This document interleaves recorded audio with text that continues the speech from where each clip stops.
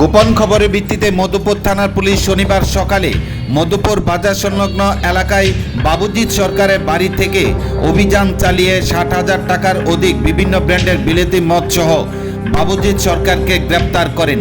জানা যায় বিয়ার সহ বিভিন্ন ব্র্যান্ডের মদ রয়েছে সেখানে ২৭৮ বোতল, যার বাজার মূল্য ৬০,০০০ টাকা হবে বলে জানিয়েছেন মধুপুর থানার ওসি দেবজিৎ চ্যাটার্জি শনিবার বিকেল ৪টায়।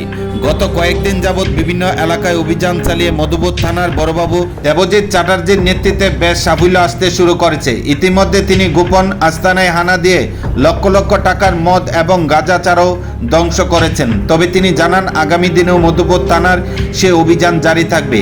এদিকে মদ ব্যাপারী বাবুজিৎ সরকারকে শনিবার বিকেল বেলায় বিশালগড় মহকুমা আদালতে সোপর্দ করা হয়। সংবাদ মাধ্যমে বিস্তারিত জানান ওসি দেবজিৎ চ্যাটার্জি।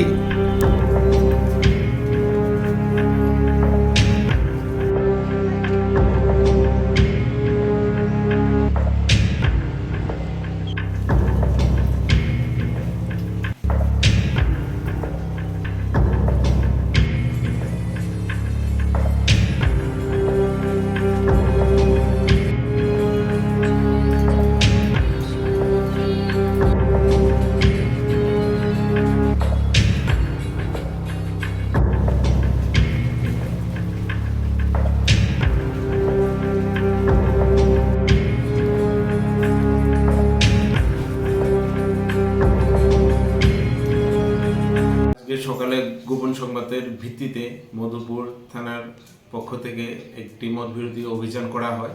তাতে প্রায় ২৭৮ ফরেন লিকার বোতল আমরা উদ্ধার করি এবং সিজ করি ঘটনাস্থলে, এবং একজন ব্যক্তিকে গ্রেপ্তার করা হয়। কোন জায়গা থেকে গ্রেপ্তার হলো স্যার? এটা মধুপুর বাজার সংলগ্ন বাড়ি থেকে। হ্যাঁ, নাম কি?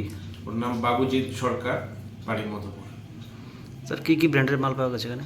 এটাতে আছে রয়্যাল স্টেক আছে, বিয়ার আছে, বিভিন্ন ডিফারেন্ট ব্র্যান্ডেরই আছে। কত টাকা হতে পারে আনুমানিক? আনুমানিক ৫০ থেকে ৬০,০০০ হবে। কী করবেন এখন?